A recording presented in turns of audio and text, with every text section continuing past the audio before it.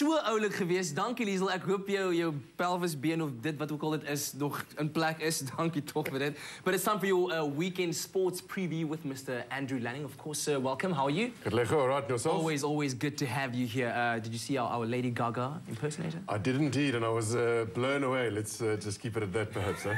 Lovely. All right, so let's talk sports, shall we? Indeed. What's happening this weekend? Super 15 rugby? Yep, it's always pretty spicy, and this weekend the big South African game is the Bulls versus the Cheetahs. You know, a couple of years ago, you'd probably be shocked for thinking that was the big game of the weekend, but the Cheetahs are playing some great rugby. The Eberson brothers are playing really well. So yeah, I think that'll be a really big game. I'm not so sure the Cheetahs can do it against the Bulls. The Bulls look like they've got some chutzpah back, and I think that'll probably be quite tough for the Cheetahs. Is Brousseau still out? He is indeed, and that is quite a big issue with injuries. I was at the BMW, the launch of their sponsorship for the box. 2 days ago. And Peter de Villiers was talking, and he was saying he's got lots of grey hairs from all the blooming injuries. He says, don't ask me questions about rugby players, I'd rather talk cars. Let's talk about cars, Yeah, I saw that. So, Farid Dupree's out, Yannick Duplessis out, Heinrich Brousseau's out. There's a couple of big-name players. Yeah. All look set to be back by Rugby World Cup, so it's not too concerning at the moment. Good news for Peter. Yeah, exactly, but not so good for the Super 15 franchises. But yeah, and then Sunday morning is a great little coffee and eggs. There's Reds vs Crusaders, top of the table clash. It's always quite fun to have Sunday rugby. Super Rugby, pretty spicy this weekend. I must say, I do enjoy a Sunday game or two, but our boys, the Blitzbokke, have been doing very, very well, haven't they? They have indeed, and look, obviously they can't win the series now. The New Zealanders have taken that, and they have been sensational this season. They really have dominated. But it's excellent to see the Blitzbokke coming back, and as you said, last weekend they won in London. It wasn't pretty. I don't know if you saw it, but they had 6-man lineouts, and they had rolling mauls, came back into 7-a-side, and they took on the Fijians, and they just said, look, we're going to keep it tight. We're not going to let them run the ball, run us around the field. And as Paul True and Carl Brown, the captain, said, we know it wasn't pretty, but it was effective. So now they're in Edinburgh this weekend, and I think they've got a good chance of winning that one again. They're playing some good rugby, and if they win that, they come second on the log, which at the beginning of the season it wasn't looking that good. So it could end well for them. Let's hope it's a bit of a precursor for the World Cup rugby that by winning that we might give a bit of a shock scare to the rest of the teams in the world. Yes.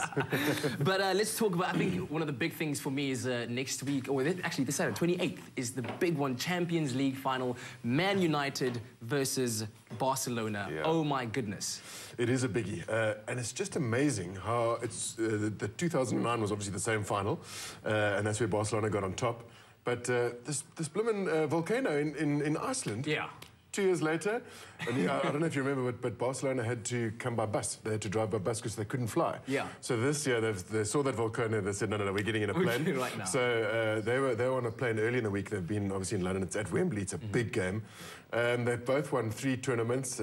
Real Madrid are still the champions. They've won 9. Yeah. But, as you say, it's a biggie. It's Rooney versus Messi. And, we were talking off air about Ferguson. Yeah. For the first time, he's actually taking on the opponents and talking about the other teams. Correct. And not really focusing on his own game strategy. Yeah. Which, as you said, you don't often see that from Ferguson because he's quite happy in his cocoon, so to speak. Do you think those are a bit of nerves, eh? Telling their... Well, I mean, obviously he's just won the Barclays Premier League, and now he's moving on to this even bigger than it's like the crown of Europe. Yeah. But a bit of nerves you might be telling him. I think you might be right. You don't see that too often. But let's talk about something that we don't see a lot in South Africa is the social media being integrated into sport. I know in America it happens a lot, but Twitter has been getting into the sports world. It has indeed, and gets a lot of people into trouble. And I would know. I've had some brushes with Twitter myself, but it was interesting. Lonwabo Tsotsobe was invited to go and play for SX, which is a second division club, and it was more just to almost get him into a groove, play some proper cricket. And he's had a shocking run of form there. He's taken 4 wickets in the 4-day game at an average of 70.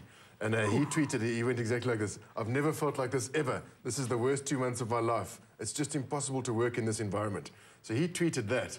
Yeah. And Essex, the guys were really grumpy with him. They'd given him an opportunity. Yeah. He'd apparently arrived pretty unfit and obviously not performed.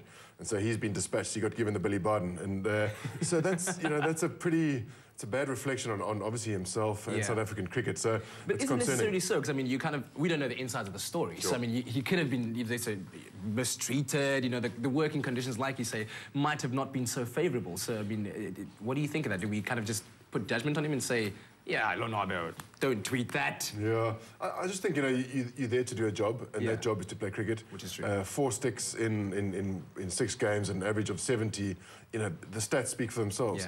Yeah. You know, arriving in poor condition is a fact, apparently. So, look, I agree. You know, there's 2 sides to a story, so you can't judge completely, but it doesn't look good for him. And why not go and speak to an employee instead of tweeting about it? Yeah, yeah. And then just quickly, also just last one, Ryan Giggs on Twitter. He's having an affair? Yeah? Well, don't get caught saying that, because in London you have a thing called a super injunction, which bans the media from talking about things, but it doesn't ban Twitter. And the 75,000 people talking about him having an affair with a big brother auntie, and yeah, he's in trouble, eh? A big brother auntie, Mr. Lanning. Thank you very much. Appreciate work. Love it. That was your sports preview for the weekend, so do enjoy your sports. But also a big event happening this weekend. 2 days today until the ultimate human race, the Comrades Marathon, and we're here to give you some last-minute tips on how to prepare and make sure that you survive.